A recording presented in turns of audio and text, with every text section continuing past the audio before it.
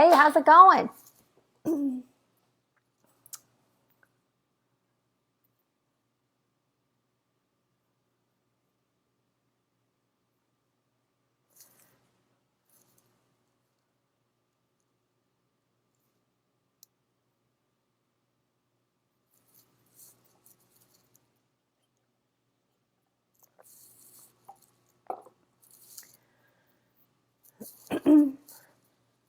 Take just a minute and see if anybody jumps on this afternoon.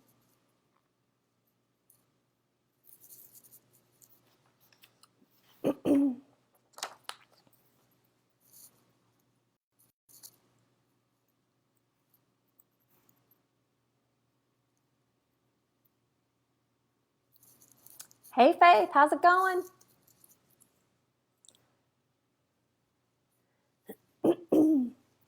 Thanks for being here.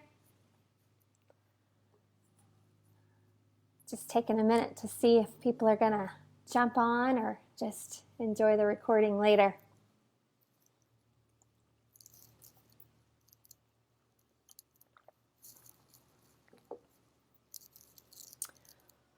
I'm pretty good. Good to see you too. Sort of. Good to see your typing. All right, got a couple folks joining in. Looks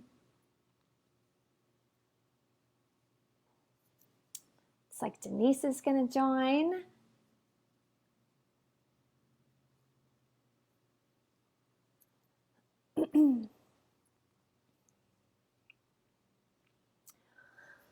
So let's start out. Faith, tell me, how are you doing today on a scale of 1 to 10 being, holy shit, this is hard? Hey, Denise.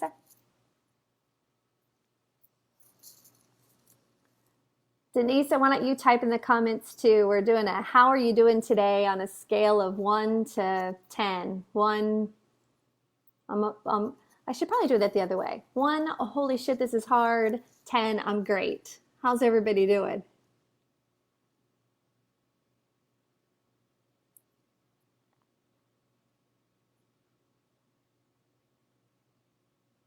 I think the important thing is that we note that everybody is experiencing this COVID situation differently, and everybody is experiencing it differently day by day.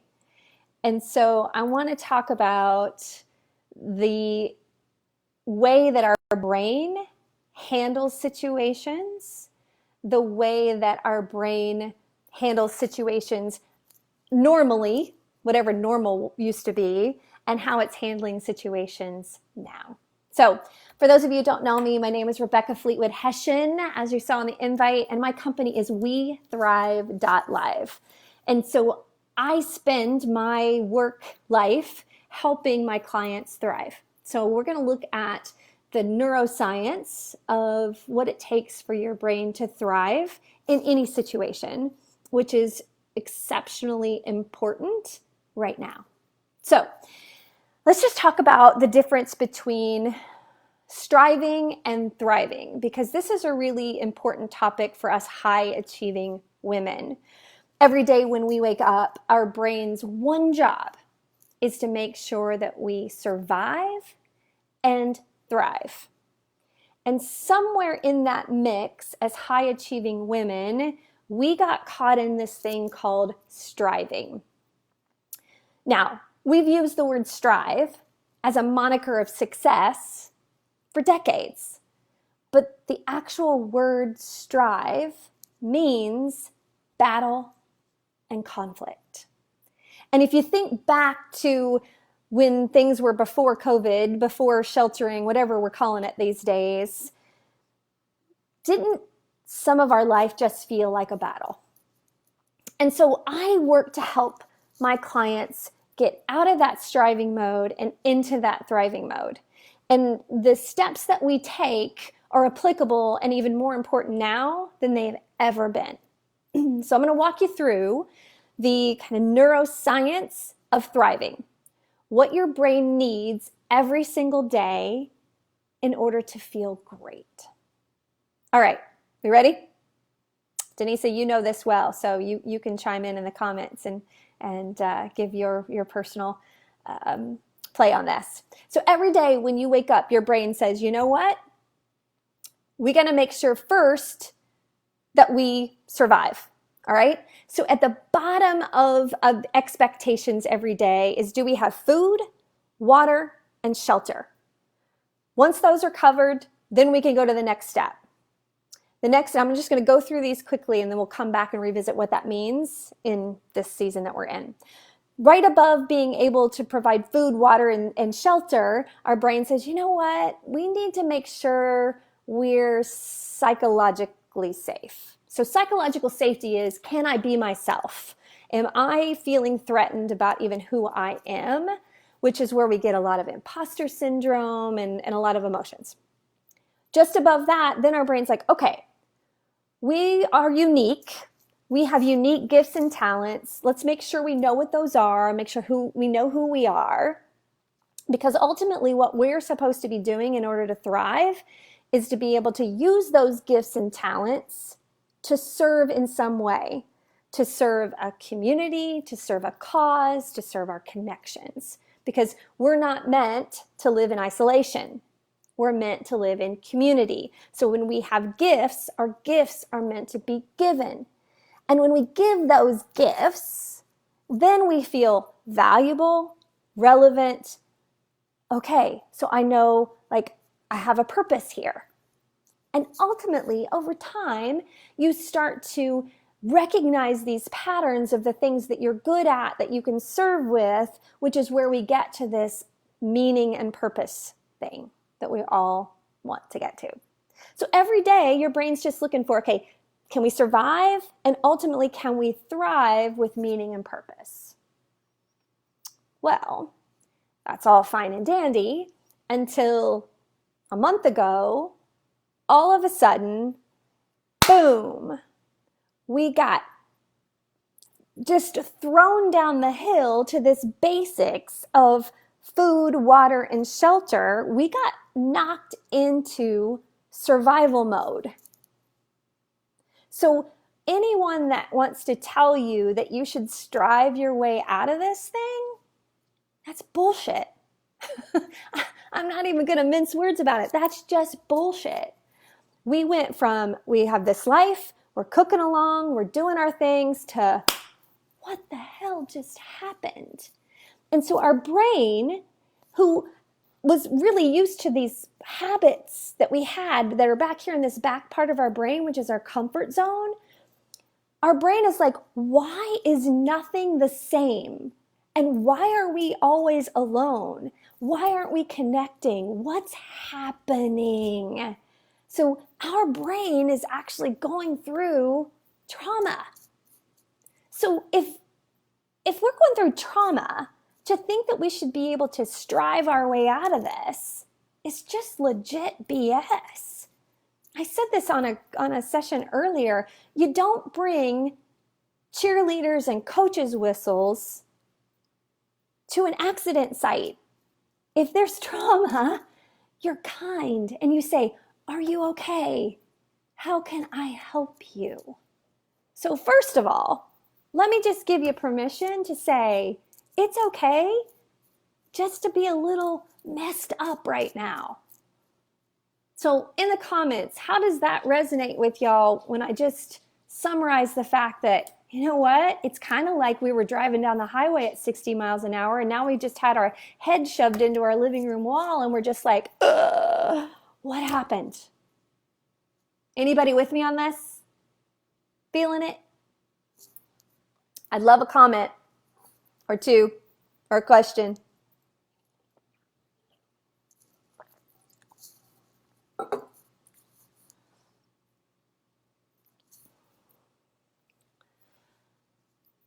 Christina says she was operating at about a 6 or 7 today. So I get it. Faith says yes. Denise says I'm with you. All right. So thank you for that audience participation. That's good for my brain. I know we're adding value and connecting here.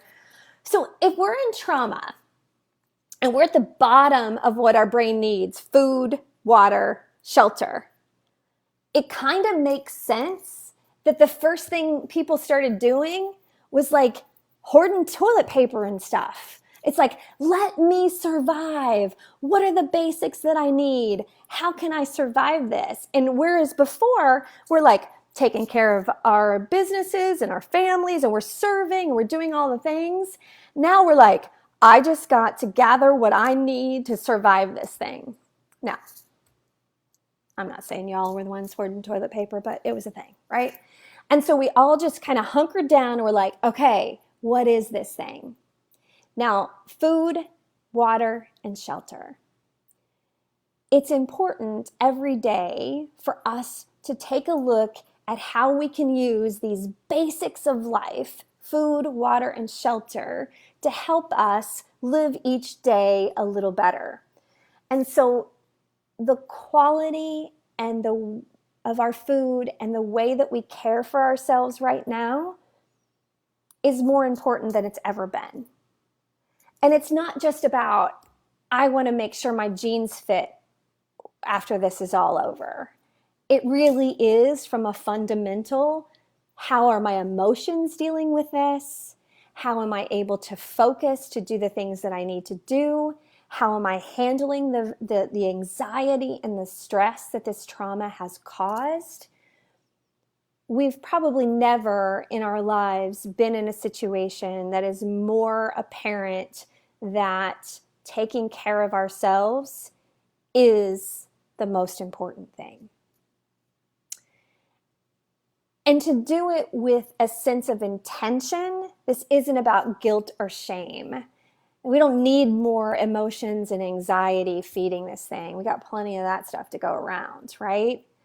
So really, food, water, and shelter is about just making sure that our brain and ourselves are like, okay, we got this. And included in those basics is movement. Because y'all, we're not even walking to the car to go drive to work anymore. And so our brain needs movement to function well with our emotions each day. And so we have to get really intentional about our food and our movement and the basics of everyday life. I'll give you an example. So I was really curious about, well, how much movement am I really getting in this new reality? So I broke out the old Fitbit and I had a day where I got up, and I work out and pretty healthy anyway, but I got up, I got on the treadmill. I ran 4 miles that day, y'all, which I don't run 4 miles every day. So I ran 4 miles. I went to my desk, did the work, did all the things. Then I did laundry, so I was back and forth putting clothes away in the kids' rooms. And by 7 o'clock, I only had like 7,000 steps. I ran 4 freaking miles that morning, y'all. So it was just this huge wake-up call. Holy crap. We are not getting what our brain needs to manage all of the emotions and all of the stuff that swims in our head during trauma. And so again, I don't bring up this food exercise thing as a shame or shade. We don't need to beat ourselves up. I just bring it up because it is basic survival that our brain desperately needs. So going to being intentional about how we get that is really important. And it's not about just let me get my workout in for the day. It's finding ways that we can go for a walk during conference calls or whatever it takes in the midst of our work to move around as much as we can, just so we have a sense of well-being, that our brain can function and help manage our emotions. How's that resonate? Any questions? Thoughts? Any recommendations in terms of how you're getting your movement in that you could help each other out in the comments would be great. Like I said, walking during conference calls is a great thing. My son and I are trying to walk each night and make that be kind of family time, just using this to be as intentional as possible. All right, so let's go to psychological safety, about this whole sense of belonging. Denise says, I've had to be more intentional about it now more than ever. It's so true. And if anything, I hope this is a really good byproduct of what we carry forward, right? So taking the dogs on the nightly walk. Have you seen all those memes about, the dogs are like, enough with the walks, right? Michelle says it's hard to get motivated to exercise. Girl, preach. So true. One of the things that we've done is a group of friends and people in my circle, we've just challenged each other. And so we post, if you want to be a part of this, my Instagram is Badass Women's Council, which is the name of my podcast. And every day people post their picture on this. I tag them on their stories if you've had movement that day. And so it's just a little bit of an incentive to say, we're in it with you. Yes, girl. But I do know that when I get up and make myself go take the walk or make myself go do something physical, I always feel better. So I'm not doing it now for like pant size, so my butt looks good in my jeans anymore. I'm literally doing movement and workouts because I want to feel better and I want to feel like I can manage what's happening in my life. All right, so psychological safety, or the sense of belonging. Y'all, we're very different, like down to our fingerprints. We were created uniquely on purpose. Like God wasn't into the die-cast manufacturing of humans. We're supposed to be different. And never in our lives have all of our differences been more on display. Our true, authentic selves are coming out. Whereas before you had habits and routines and you had busy and you could just kind of numb yourselves out in whatever busyness that we had and not pay attention as much to how unique we really are. And it's in those unique feelings that we have to acknowledge that our feelings are perfectly acceptable. No one else gets to pick how you feel, ever. And so we can't look to somebody else and go, how are you handling it? Oh, I'll do that. Oh, how are you handling it? I'll do that. Y'all, that doesn't work. You have to feel your own feelings because we've never been here before. We've never been in this situation. And so there's no playbook. You can't Google, how do I handle COVID-19 well? We won't know how to handle this until years into the future when we can look back and study it. Like, this is the biggest social experiment, y'all, we've ever been in. And so feelings are an important part of well-being and getting us from that survive to thrive. So it's okay to have feelings and to have some days where you're like, I just can't. And the best thing that we can do for those that we may be sheltering with is acknowledge those feelings for ourselves and for each other. Because everybody's mourning something. And they're mourning something very different. So they're mourning it from their place of uniqueness as well. So my son is 22 and he recharges more as an introvert, but he's a songwriter and a musician, so he plays on stage. So he sees both sides, right? But last night he said, Mom, I didn't realize how much I was going to miss being with people because he's an introvert. He's like, I can stay home. This is fine. But he's like, I really miss open mic night and just bellying up to the bar with the guitar player Kevin and just talking about life. And for him to be able to have that conversation with me to say, hey, I miss this, was so important to how he's processing it. My daughter, who's 18 and a senior, damn it, so hurt for her, with her. But she's a senior, right? And she's super social. Like, she's out there social, right? And so she says last night, when this is over, I'm not coming home for a month. And I'm a little afraid she might be serious because this hit her hard early. Like she didn't come out of her room for 2 or 3 days at first because social is the way that she recharges. And so we have to honor each other's way of handling this. Our kids are missing that independence that they had finally achieved. And so now it's all grief and loss of that. And being able to look at each other for our differences and our feelings and our uniqueness is kind. And I know there's a part of us that comes from the striving high achiever mode that wants, we should have order, we should get it together, everybody's got to get their assignments done. Y'all, if your kids were in a car accident and they were experiencing trauma, you wouldn't run up with their homework assignments and say, I know you're hurting right now, but could you get this turned in on time? Yes, do as best you can, making sure that the school gets done, but also remember it's home first, school second, homeschool. We're all experiencing this very, very differently.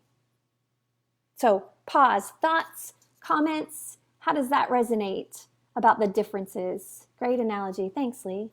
I'm not sure I'm saying it right. So the uniqueness piece is really important. Y'all, we're seeing more of our authentic selves. You're even getting to get to see what color my hair really is. I haven't seen that in years, right? All of our uniqueness, the goodness, and the not so goodness is coming out. And so it's best just to make sure that we're kind as we're all navigating, because we've never been here. We're just kind of feeling around in the dark. Okay, the other part of our uniqueness is our unique gifts, talents, and abilities, okay? We all have unique gifts, talents, and abilities, every single one of us. And here's the deal. I'm not talking about the roles that you play. So you might say, oh, I'm a good mom. That's my gift. Well, you should continue being a good mom. That's not really what I'm talking about. You might say, well, I'm a good accountant. Okay, you should keep doing that. But I'm talking about who we are, okay? Who we are, absence of the roles that we play. So I'll give you an example from mine. My top 3 unique gifts and talents. I'm an optimist. You may have been able to tell that already. I am a connector. So when I meet you, I'll immediately tell you 2 or 3 people I think you should know. And I can take really complex ideas and summarize them down into symbols and metaphors that are really helpful for people to understand. I'm a writer. That's helpful. So those are my 3 gifts and talents that I use no matter what I'm doing. It's how I parent. It's how I consult and coach. It's how I write. It's how I speak. Those are just my things. We all have things that we're good at. The best thing that you can do in this season is to use your unique gifts in some way. So, example from mine. I was on Twitter the other night, which I try to only be briefly because it's a dumpster fire in there and that's not good for my brain either. But I was just kind of scrolling around, looking at stuff, and I noticed some women that were talking about they were alone. They were single, no kids, at home with them. And in my heart, as a connector, as a community builder, immediately my heart went out. I was like, oh my gosh, at least my kids are here. And so I thought, how can I serve them? How can I help them? So I just put out a message and said, hey, if any of you women are sheltering alone, DM me your address and I'll mail you a Badass Women's Council t-shirt.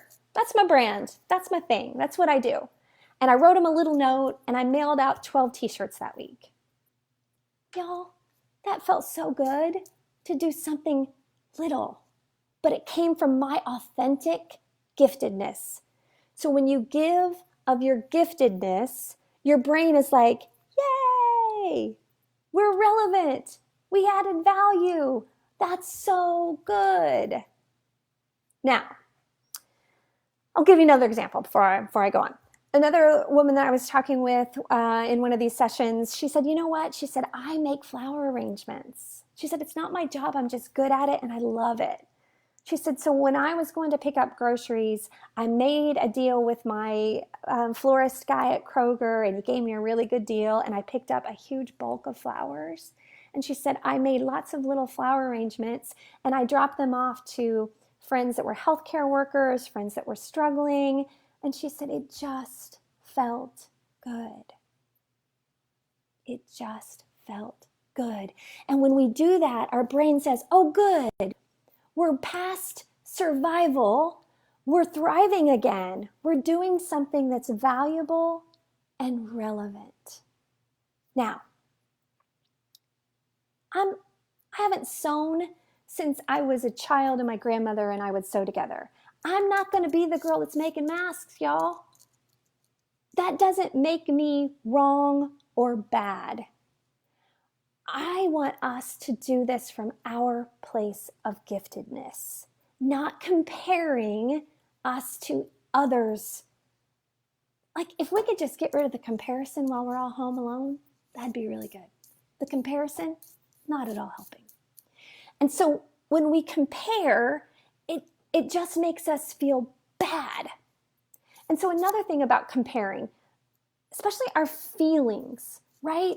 So let's say that we're feeling bad because we miss our old lives.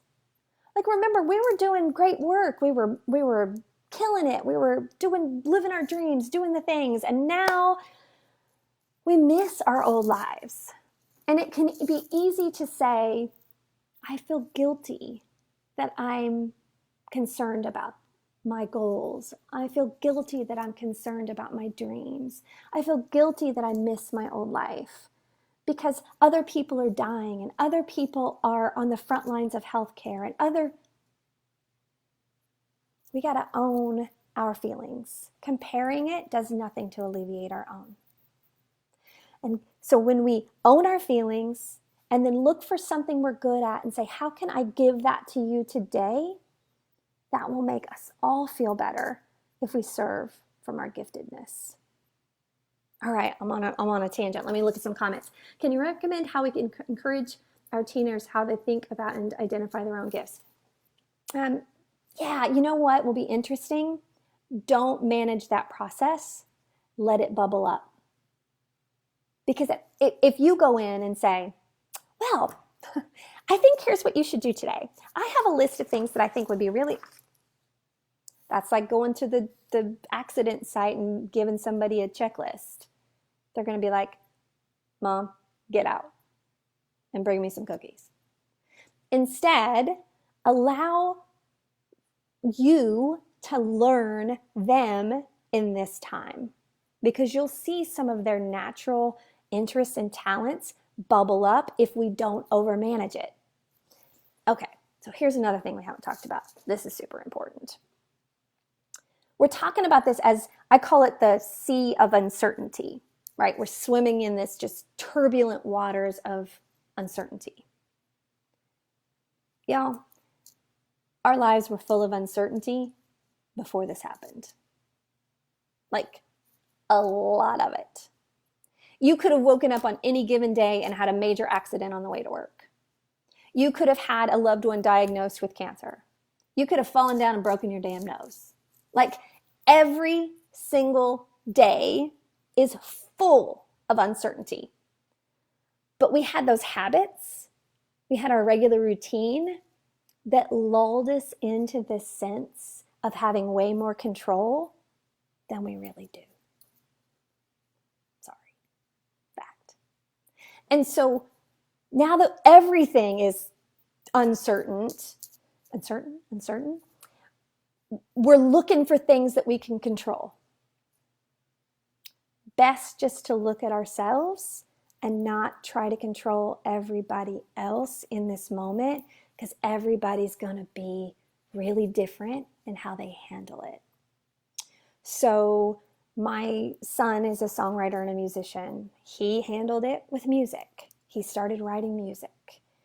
My daughter loves art, and she started taking stuff off her walls. I kid you not. She started taking stuff off her walls that were hanging there and flipping them over and painting her own pictures on what I was like. I was like, great. Like, let them kind of go there in whatever way they need to. And they may need to, my daughter didn't leave her room for 3 days. We just kind of slid food under the door and tried not to, because she was grieving her senior year. It was literally like the loss of a best friend. And so we had to let her have that loss. And this, if I would have went in there and been like, come on, girl. Now I did after about 3 days, like I would have had she been grieving the loss of a best friend. I went in and I said, hey, you're going to be on your own at college in a few months. I have to know you can take care of yourself.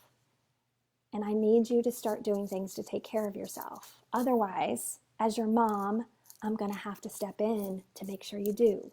And I don't think that's what you want. I just want to know you're okay. So I didn't yell at her. I just said, I love you. I need to know you're okay. And then over the next couple of days, she started being herself again. So I hope that's helpful. Can you recommend our own gifts, what helps us to keep going and giving it? Can be tempting to give up and go back to bed. Yeah. And you know what? Yesterday, I went to bed at 1:45 in the afternoon. I had written all day. I'm writing a book right now, and I've got a pretty stringent deadline on what I want what I call the shitty first draft, as Brene calls it too, done by. And so I'm holding myself accountable to write every day. And by 1:45 in the afternoon, I was done, y'all. And instead of feeling bad about it, instead of looking at the fact that I had a bunch of emails that I hadn't responded to and stuff that I should have been doing, I just crawled in bed and I just took me a nap and said, that's okay. Again, you have to see this as we're recovering from a traumatic experience, and some of us will get up and moving around quicker than others. Just be intentional. Just ask yourself, say, am I going back to bed because I need more rest? Or am I going back to bed because I don't want to face what's out there? And so facing it is important, because I want you back in that thriving mode. I want you using your gifts, because that's how your brain says, oh, we're okay. But sometimes we're just tired because our brain is just trying to figure it all out. So don't be too hard on yourself. We're not striving through this stuff. We're thriving through it. Regardless of how different it is from it's hard for everybody, and it all looks very different. Yeah, you bet. You bet. So give from your giftedness, another big part of this. Just made a few notes. So just going back through this, the basics of food, water, movement, super important. Acknowledging your feelings, not feeling guilty about your feelings and not comparing them to others. It's a good time to review your gifts. Make a list of what are my unique gifts and talents, and ways that you can use those. Give of your giftedness.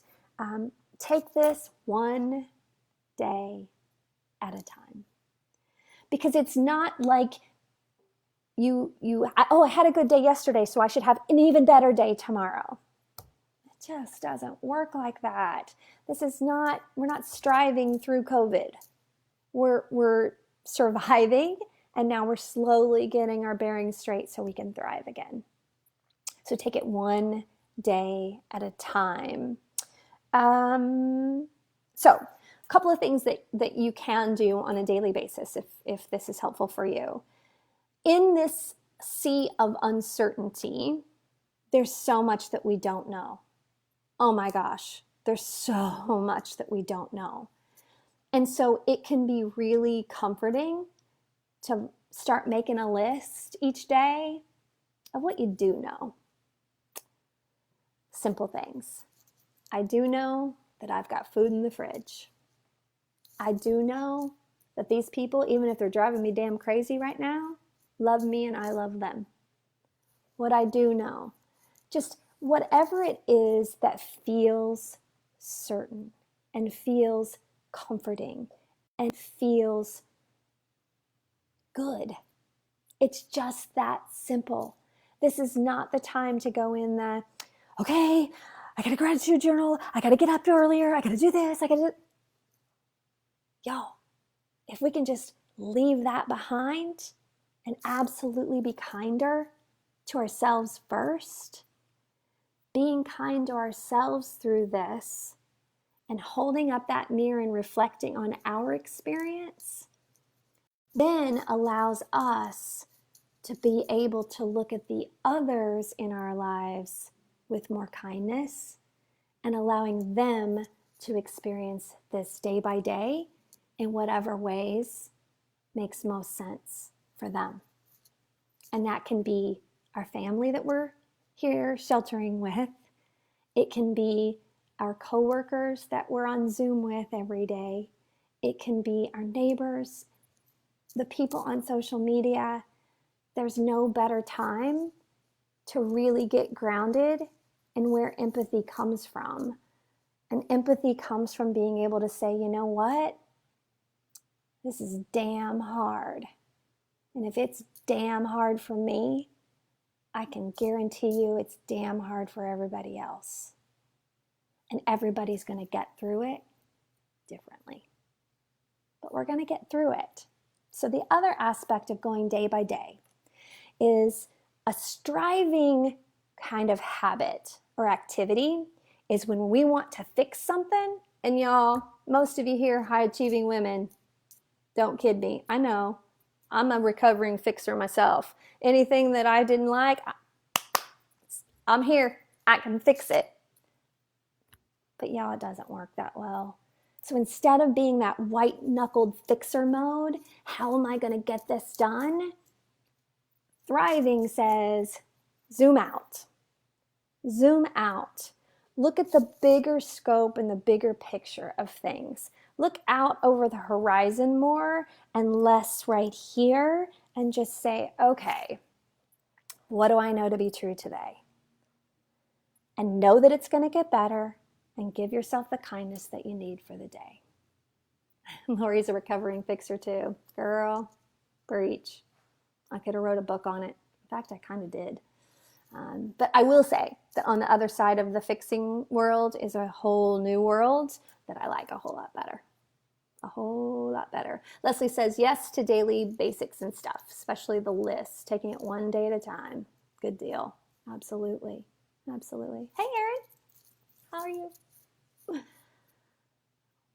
What questions do you have, or what do you have for each other? Because, you know, I'm just over here sitting in my kitchen rambling. I know that y'all have helpful things for each other. So what would you like to share in the comments that might be helpful for each other? Or what questions do you have for me? I'll do my best. Can we all just have a moment of celebration that my dogs have not barked through this whole thing? Feeling pretty sassy about that, not gonna lie.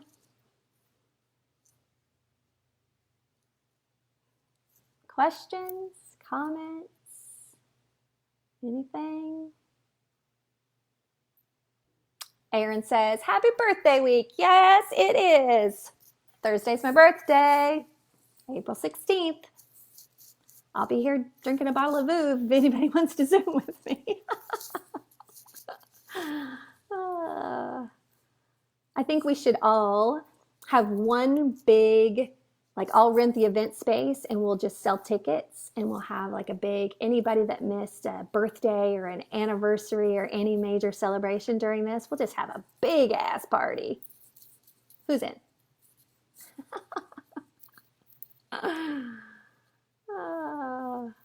Thank you, Rachel, for your happy birthday message. I'm sure my kids have something extravagant planned, she says with her sarcasm font. Are there other badass resources, networking groups in addition to this that you can recommend? Yes, thank you for asking, because I was going to forget to tell you about this. I love it. See, this is crowdsourcing. This is good. I have an online community called the Badass Women's Council. So if you go to badasswomenscouncil.community, you can ask to join. And there we do events like this. We'll do Zoom calls and things where we'll get on for different topics to keep you connected. not just for during this time, but I created this before this even happened. And so it's a great opportunity for career women to get some community and some resources. So I'd love for you to join. Thank you for asking, Kelly. Other questions? Faith says, virtual live happy birthday happy hour. You know, that's not a bad idea. I have a couple of coaching clients that day, but maybe I'll put something in the online community and we'll have a little get together and have a cocktail. Always a fan. You know, we should talk about cocktails for a minute. You know, when we talked about the basics of food, water, and shelter, Cabernet isn't a basic. And I only say that, not with shame or shade that I'm saying that you shouldn't drink during this thing, because, however, know why you're having a cocktail, because it does mess with your emotions. And so if we're using that as so much of a coping strategy that we're not able to really feel our real emotions, that can actually make it a whole hell of a lot worse. And so make sure that you're using your cocktails as intentionally as possible, as celebration, and not, I can't get through this day without it kind of thing. Just saying. Anybody else have a question or a resource or a thought that would be helpful? I wish we were all in a room together. I'd hug you. All right. Well, I hope this was helpful. I'd love to stay connected. Like I said, jump into the community or connect with me. You can always listen to the podcast. Badass Women's Council podcast is a great way to get some resources and some thoughts. I'm trying to just keep it as real as possible and not make it too focused on everything specific to this, because we also need to think about other things, not just COVID once in a while. Leslie said, it's so weird being pregnant and unable to drink during this time. But I keep thinking that's probably a good thing. Yeah, probably. I know several of my friends were like, yeah, I got to get this under control. So Mindy Maven says, thank you for sharing. You're welcome. You're welcome. Where can people reach you with questions if they're not watching live? So you can connect with me on Facebook, Rebecca Fleetwood Hession. My Facebook page is Fleetwood Hession Coaching Badass Women's Council Podcast. You can search for it there. My email is rebecca@wethrive.live, and I'll type that all into the comments as well. Is the podcast on Spotify? Yep, absolutely. Badass Women's Council. Most of the major iTunes, Spotify, Google Play, most of the basics. Yep. I'd love you to subscribe. Well, thanks for typing that in. Awesome. All right. Anything else? Anybody else?